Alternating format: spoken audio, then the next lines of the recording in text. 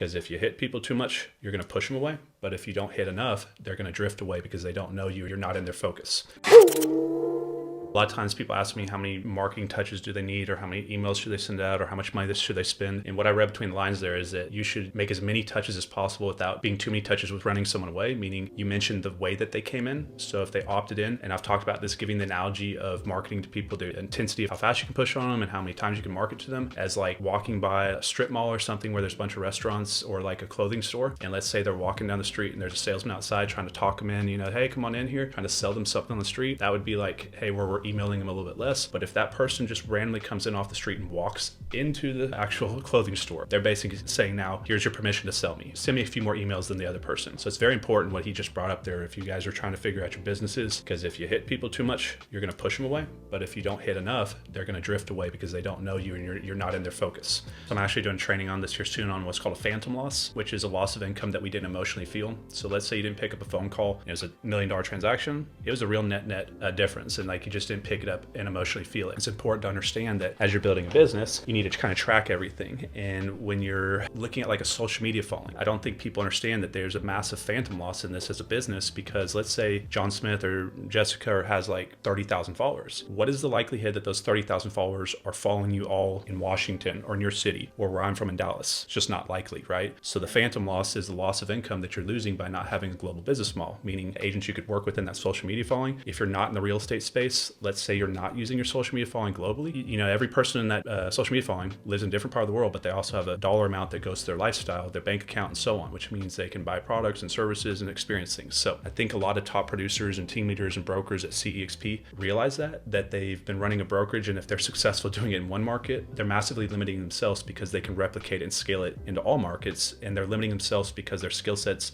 are being tied to a finite market share. So they just need to take this skill set and apply it to a global market share, and it's just going to maximize that much more. So I don't think, until people think about that, how much they're giving up or losing, and they put so much money and time into building these social media followings, and most people are not even local to them to compete or to work with them. Yeah. So they have to have a global system or some type of product or service or coaching that can be sold globally to maximize the effectiveness of that social media following. Yeah, and I think, even if you're not even in the real estate space, I think that this is still applicable, because you're just one cold email outreach campaign away from, if you're a dentist, put some type of information product together about how you built your dentist practice, and then reach out to other people across the country that are in the same space and build a good referral network, because you'll have people that are moving around and crossing areas. And, I think we have to remember that how powerful relationships are, and other business professionals are already connected with very high quality, amazing clients. That's right. And if you can help them grow their business, which is typically the thing that they're looking to do,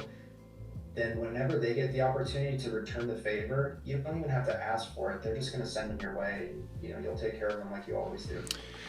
I find people that have long-term business relationships and wait for that person to slip up and let that person down. And if you're constantly there waiting, let's say it's an attorney or whatever, contractor, private lender, and let's say I'm a house flipper and I don't have another house for this lender.